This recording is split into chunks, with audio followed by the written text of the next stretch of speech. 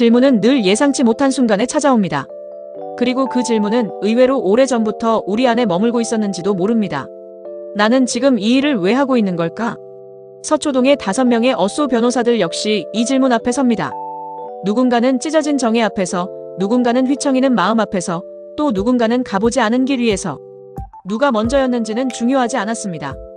배문정은 엄마라는 이름과 변호사라는 이름 사이에서 줄타기를 해야 했고, 조창호는 어느새 감정과 현실의 간극 속에서 새로운 선택을 마주하게 되었습니다. 안주영은 법정에서 승소했지만 마음에선 지고 있었고, 강희진은 지금껏 쌓아온 정의의 기준을 다시 세워야 했습니다. 그리고 그들의 곁엔 말없이 지켜봐주는 사람들이 있었습니다. 고문형민은 무력한 자리라는 누군가의 시선 속에서도 묵묵히 자리를 지켰고, 류진 대표는 조용히 지켜보며 어쩌면 가장 인간적인 손길을 건네는 이였습니다. 이제 서초동의 5명은 각자의 문 앞에 섰습니다. 그 문 너머엔 익숙한 안도도, 낯선 불안도 함께 있을 것입니다. 하지만 그 문은 결국 누구도 대신 열어줄 수 없는 자기만의 것이기에 지금 그들은 서서히 문고리를 잡기 시작합니다. 문정은 복도 끝에 있는 탕비실 앞에서 멈춰 섰습니다. 가만히 커피 머신에서 물을 뽑아내며 그녀는 출산 휴가를 처음 언급했던 날을 떠올렸습니다. 대표는 조용히 말했죠. 그때 가서 다시 이야기합시다. 그 말은 곧 그땐 상황이 달라질 수도 있다는 의미였습니다. 마치 지금 그녀가 들고 있는 이 종이컵처럼 언제든 찢어질 수 있다는 뜻이었죠. 애 낳을 사람은 나고 커리어를 잃을 사람도 나인데 왜 다들 이렇게 태어나지? 문정은 그렇게 생각하며 회의실 문 앞까지 걸어갔습니다. 안에서는 이미 새로 채용된 변호사 후보자들에 대한 이야기가 오가고 있었습니다. 그녀는 문을 열지 않고 조용히 뒤돌아 나왔습니다. 사무실 책상에 앉아도 일은 손에 잡히지 않았습니다. 사건 서류를 넘기다가도 눈은 어느새 복통으로 다녀왔던 병원 진단서를 향했습니다. 임신 초기, 무리하지 마세요. 하지만 법조계에서 무리하지 마세요는 빠지세요라는 뜻일 때가 많았습니다. 퇴근길, 문정은 아이를 데리고 가는 워킹맘 선배를 다시 찾았습니다. 선배는 그때 어떻게 버텼어요? 라는 질문에 선배는 말했습니다. 버틴 게 아니라 그냥 하루하루 눌렀어. 엄마니까 라는 말로. 문정은 고개를 끄덕였지만 마음 한구석은 더 복잡해졌습니다. 나는 아직 엄마가 아니다. 그리고 아직 이 일이 너무 좋다. 그저 피곤할 뿐 일을 그만두고 싶다는 생각은 한 번도 한 적 없었다. 그런데 왜 모두가 그럴 수밖에 없다는 표정을 짓고 있는 걸까? 며칠 뒤 문정은 대표 경민에게 다시 찾아갔습니다. 그리고 조용히 말했습니다. 대표님, 저 아직 그만두고 싶지 않아요. 저는 지금도 이 일이 제일 좋아요. 책임도 질 수 있고요. 결정은 제가 했으면 좋겠어요. 저는 아이를 낳고도 계속 이 일을 할 겁니다. 경민은 말없이 그녀를 바라봤습니다. 그 표정엔 동의도 반박도 없었습니다. 그저 오랜 시간 동안 수많은 여성들이 이 자리에서 했던 말을 듣고 또 들었던 사람의 무표정이었습니다. 그 순간 문정은 깨달았습니다. 내가 지켜야 하는 건 내 자리도 내 커리어도 아니었다. 나는 할 수 있다는 내 목소리 자체였다. 사무실 복도 밤늦게까지 남아있던 문정은 조용히 책상 위에 사건 파일을 하나씩 정리했습니다. 이 일은 나에게 일이 아니라 살아있는 감각이었다. 엄마가 되더라도 나는 나를 지울 생각이 없다. 그날 밤 문정은 노트북에 조용히 메모를 남겼습니다. 나는 아직 엄마가 아니지만 이미 내가 책임져야 할 것을 알고 있습니다. 그리고 그건 내가 일터에서 사라지지 않아야 한다는 것입니다. 커서를 한참 바라보던 문정은 엔터를 눌렀습니다. 그렇게 스스로의 이름을 남기듯이. 조창호는 요즘 부쩍 커피를 진하게 마신다. 새벽같이 출근해서 커피 2잔, 점심 먹고 1잔, 그리고 야근할 때 1잔. 오늘도 무심코 탕비실 커피 머신 앞에 서서 머그잔을 들고 있는데 탕비실 TV에서 흘러나오는 뉴스가 그의 눈길을 사로잡았다. 지하철 성추행, 피해자의 증언으로 재조사 착수라는 자막이 화면에 떠 있었다. 이틀 전 조창호는 민사사건 하나를 맡게 되었다. 의뢰인은 지하철에서 성추행 피해를 당했다 주장하는 고등학생 윤가희 양이었다. 하지만 특이하게도 이 사건은 이미 무혐의 종결로 처리된 사건이었다. 의뢰인은 억울하다며 명예회복을 위한 민사소송을 요청한 상태였다. 창원씨, 민사로 다시 들어간다는데 실효성 있겠어요? 하상기가 회의 중 조심스레 묻자 조창호는 짧게 대답했다. 명예라는 건 누군가 인정해줘서가 아니라 스스로 지키는 거죠. 그 말에 배문정이 조용히 덧붙였다. 피해자가 원한다면 충분히 의미 있는 일이에요. 이번 사건의 피고는 지하철 역사 내 CCTV와 출입 기록을 관리하는 외주 보안 용역 업체였다. 무혐의 처리 당시 증거자료가 불충분했다는 이유로 경찰은 진술만으로 사건을 기각했지만 조창호는 이 진술의 신빙성을 다시 끌어올릴 수 있다면 충분히 달라질 수 있다고 봤다. 윤가의 양은 두 번의 미팅 동안 단 한 번도 감정적으로 흔들리는 모습을 보이지 않았다. 전 그날 일 잊고 싶어요. 이기고 싶다기보다 틀리지 않았다는 걸 말하고 싶어요. 그 말에 조창호는 꽤 오랫동안 답을 하지 못했다. 다음 날 오전, 창호는 지하철 역사관리사무소에 직접 찾아갔다. 당직 매니저는 그를 보자마자 반색하며 말했다. 아, 그거요. CCTV 30일 지나면 자동 삭제예요. 6개월 전이면 없을 텐데. 그러나 조창호는 예상한 표정을 지었다. 혹시 저장 백업이라든가 서버 기록 조회는 어려울까요? 직접 관리 안 하고 업체에 넘겨요. 그쪽 통해야 할 겁니다. 그렇게 시작된 또 하나의 싸움. 창호는 업체에 자료 요청을 했지만 돌아온 건 무미건조한 공문 한 장. 관계기관 수사 요청 외에는 협조 불가. 안 되는 이유만 알려주는 게 아니라 되는 방법을 같이 고민해 줄 순 없을까. 그날 밤 창호는 책상에 앉아 혼잣말처럼 중얼거렸다. 희진은 그를 지나치다 조용히 멈춰섰다. 무슨 일 있어요? 아니요. 그냥 어쩔 땐 법이 사람을 버티게 만드는 게 아니라 더 무력하게 만드는 것 같아서요.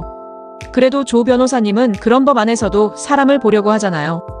희지의 말에 창호는 잠시 웃었고 다시 모니터를 바라봤다. 며칠 후 희지는 갑자기 한 파일을 들고 조창원에게 건넸다. 이거 예전 사건 때 제가 수집해둔 참고 자료예요. 비슷한 구조로 CCTV 증거 인정된 판례가 있어요. 그날 이후 창호는 다시 뛴다. 민사소송의 특성상 감정에 기대기보다 합리적 추론과 상황의 정합성이 더 중요하다. 그는 피해자의 진술을 세밀하게 정리해 조목조목 반박 논리를 재구성했다. 한편 윤가희 양의 어머니는 사무실을 찾아와 조용히 말했다. 그날 이후로 아이가 대중교통을 못 타요. 택시비가 부담이 돼도 지하철은 아예 못 타요. 창호는 그녀의 손을 잡았다. 끝까지 같이 갈게요. 아이가 혼자였던 일이 아니라는 걸 꼭 말할 수 있도록요. 재판날 조창호는 피고 측 변호인의 허점을 찌르며 반격했다. CCTV는 삭제되었지만 서버 출입 로그에서 관리자 접속 이력이 확인되었고 이는 증거인멸의 정황으로 읽힐 수 있다는 논리를 폈다. 재판 후 윤가희 양은 조용히 고개를 숙였다. 오늘 처음으로 좀 숨쉬는 것 같았어요. 그 말을 들은 창호는 아무 말 없이 자리에서 일어나 그녀 앞에 앉았다. 이제부터 시작이에요. 오늘부터는 숨쉬는 날이 더 많아지게 할 겁니다. 법정은 언제나 차가운 조명 아래에 있습니다. 따뜻함은 없고 감정은 배제되어야 한다는 그 전제는 안주영에게 익숙한 것이었습니다. 하지만 어느 순간부터 그 익숙함이 불편해지기 시작했습니다. 그 시작은 보험사 측을 변호하게 된 사건부터였습니다. 한 남자가, 아니 한 아버지가 실적 압박을 받다 극단적인 선택을 했고 그의 아내는 남편의 억울함을 풀기 위해 고소장을 제출했습니다. 그리고 그 상대편에 주영이 서게 되었습니다. 대표의 말은 단순했습니다. 보험사 측에서 더 많은 수임료를 제시했습니다. 기업 쪽이 돈 되는 일인 건 알잖아요. 그 말에 고개를 끄덕이며 네 알겠습니다라고 말했지만 그날 이후 주영은 매일 밤 서류를 펼쳐들고 괴로워했습니다. 그는 과거 자신이 신념처럼 외웠던 말을 떠올렸습니다. 변호사는 감정이 아니라 논리로 말한다. 하지만 그 논리는 점점 침묵의 공범처럼 느껴졌습니다. 주영은 어느 날 소송 당사자인 아내를 직접 마주하게 되었습니다. 그녀는 조용히 앉아 있었고 말은 많지 않았습니다. 다만 이런 말을 했습니다. 남편이요. 그렇게 무너지기 전까지 정말 열심히 살았어요. 매일 첫 차 타고 나가고 퇴근해서는 아이에게 책도 읽어주고 그런 사람이었어요. 그 말은 주영의 가슴을 아프게 찔렀습니다. 그는 반박하지 않았습니다. 할 수 없었습니다. 법정에서 그는 보험사의 입장을 대변하며 원고가 우울증 병력이 있었다는 것, 직장의 분위기가 강압적이지 않았다는 점을 부각해야 했습니다. 그리고 그는 그렇게 말했습니다. 피고는 과도한 업무 지시를 한 사실이 없습니다. 승소였습니다. 의뢰인은 웃었고 동료들은 역시 안주영이라며 칭찬했지만 주영은 아무 말도 하지 않았습니다. 며칠 후 그는 엘리베이터에서 희지와 마주쳤습니다. 희지는 말없이 그를 바라보다 조용히 물었습니다. 이번 일 괜찮으셨어요? 주영은 처음엔 아무 말도 하지 않다가 천천히 대답했습니다. 불편하지 않았던 적은 없었어요. 그동안 그냥 익숙했던 거죠. 희지는 조용히 고개를 끄덕였고 그날 이후로 주영은 스스로에게 묻기 시작했습니다. 내가 진짜 하고 싶은 변호는 뭐였을까? 그러던 어느 날 주영은 새로운 사건을 맡게 되었습니다. 의뢰인은 다른 사람의 문제에 지나치게 감정이입을 하는 듯한 모습이었고 사건의 실체보다 사람에 더 관심을 기울이고 있었습니다. 대표는 그런 의뢰인을 두고 요란하다고 했고 주영도 처음엔 그렇게 생각했습니다. 하지만 사건 조사를 이어가며 그는 점점 다른 생각을 하게 됐습니다. 그 의뢰인은 말했습니다. 이건 제 일이 아니에요. 근데요, 그 사람이 정말 억울해하는 걸 보니까 그냥 못 넘기겠더라고요. 누군가는 옆에 있어줘야 하잖아요. 그 말에 주영은 가슴이 먹먹해졌습니다. 누군가를 위해 마음을 내어주는 것. 그것이 과연 요란한 일일까? 아니면 가장 사람다운 일일까? 그날 밤 주영은 사무실에서 오래된 자신의 수습일지를 꺼냈습니다.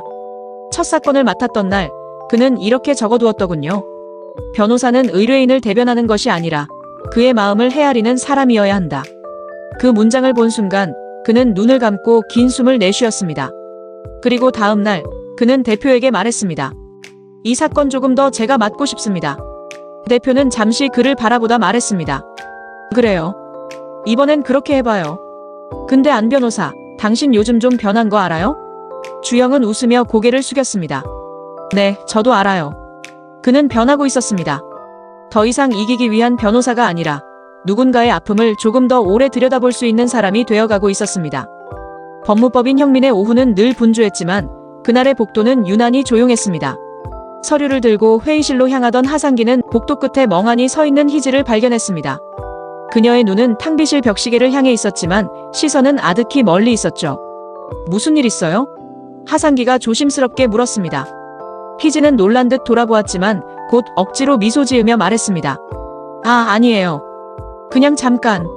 하지만 하상기는 이미 알고 있었습니다. 그녀의 아버지 사건이 완전히 끝난 것이 아니라는 것을. 그리고 희지가 그 문제를 여전히 혼자 짊어지고 있다는 것을요. 며칠 전 하상기는 대표 류진에게 면담 요청을 받았습니다. 학생들 인턴 교육 조금 줄여줄 수 있겠습니까? 요즘 업무량이. 하상기는 고개를 끄덕이며 물었습니다. 혹시 누가 불만을 이야기했나요? 류진은 고개를 저었습니다. 아니요. 오히려 좋아합니다. 하지만 하 변호사 본인이 그 시간마저도 줄여서 자기 사건에 더 집중할 수 있길 바라는 것 같아서요. 그 말을 들은 하상기는 한참을 생각에 잠겼습니다. 그리고는 조용히 말했습니다. 전 그 아이들이 저를 보면서 법조계에도 괜찮은 어른이 있다는 생각을 해줬으면 좋겠어요. 그냥 그런 마음이었습니다. 그는 정중히 교육을 지속하겠다고 말했고 류진은 조용히 고개를 끄덕였습니다. 그 순간 둘 사이엔 짧은 침묵이 흐르지만 서로에 대한 존중이 진하게 느껴졌죠. 며칠 후 희지와 하상기는 한정 승인 상담을 마치고 나오던 길에 근처의 국밥집에서 늦은 점심을 먹게 됩니다. 식당 한편에 TV가 켜져 있었고 뉴스에서는 또 다른 금융사기 사건이 보도되고 있었습니다. 희지는 숟가락을 잠시 멈췄습니다. 요즘은 사람을 믿는 게 참 힘든 일이죠. 하상기는 고개를 끄덕이며 말했습니다. 사람이 믿는 걸 포기하면 그때부터는 진짜 지는 것 같아요. 희지는 조용히 국물을 뜨며 말했습니다. 저희 아버지가 지금도 억울하다고 하세요. 그런데 저는 그 말이 맞는 건지 자꾸 헷갈려요. 그 말에 하상기는 천천히 말을 이었습니다. 가족은 진실을 완벽히 알아야만 지켜주는 자리가 아니에요. 그 사람이 지금 혼자 서 있을 때 옆에 있어주는 거. 그게 가족인 것 같아요. 그날 이후로 희지는 하상기에게 마음을 조금씩 열기 시작합니다. 하상기 역시 예전엔 조용히 관망하던 인물이었지만 요즘은 의외의 순간마다 먼저 손을 내밀곤 했습니다. 회의실에서 함께 사건을 검토할 때면 조용히 커피를 건네거나 너무 늦게까지 남아있지 말라며 슬쩍 말 한마디를 건네기도 했죠. 그러던 어느 날 희지는 사무실에서 쓰러질 뻔한 문정을 부축하다 손에 힘이 빠진 걸 느꼈습니다.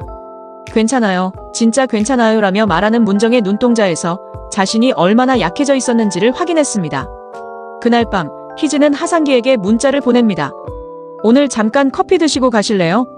그리고 카페 한편 두 사람은 말없이 마주 앉아 있습니다.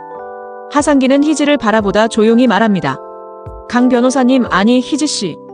오늘 많이 힘들었죠? 희지는 고개를 끄덕였습니다.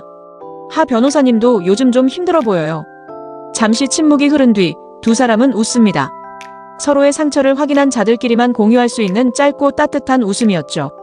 그날 밤 사무실의 불은 유난히 늦게까지 켜져 있었고 책상마다 작은 빛 하나씩이 켜져 있었습니다. 모두가 각자의 무게를 짊어지고 있었지만 이제는 그 무게를 함께 견뎌주는 동료가 곁에 있다는 것을 알게 된 밤이었습니다. 나는 지금 이 일을 왜 하고 있는 걸까? 서초동의 어쏘 변호사 5명은 오늘도 이 질문 앞에 섰습니다. 배문정은 엄마로 살아가는 동시에 변호사로도 지켜야 할 자신의 자리를 되묻었고, 조창호는 감정과 논리 사이의 간극에서 사람을 포기하지 않기 위해 버텼습니다. 안주영은 침묵과 타협으로 가려졌던 양심의 목소리를 다시 꺼내 들었고, 강희진은 가족과 동료 사이에서 흔들리면서도 결국 자신이 옳다고 믿는 선택을 향해 나아갔습니다. 그리고 하상기는 조용히, 그러나 누구보다도 깊게 모든 일을 바라보며 자신만의 방식으로 곁을 지켰습니다. 이들의 선택이 언제나 정답일 수는 없겠지만 그 안에는 분명히 누군가의 삶을 지키고자 하는 진심이 담겨 있었습니다. 감정과 이성, 인간미와 냉정함, 이상과 현실 사이에서 끊임없이 줄타기하는 이들의 이야기는 어쩌면 우리가 매일같이 서 있는 삶의 풍경과도 닮아 있었습니다. 5개의 빛이 각자의 자리에서 꺼지지 않기를 바라며 다음 이야기로 향합니다.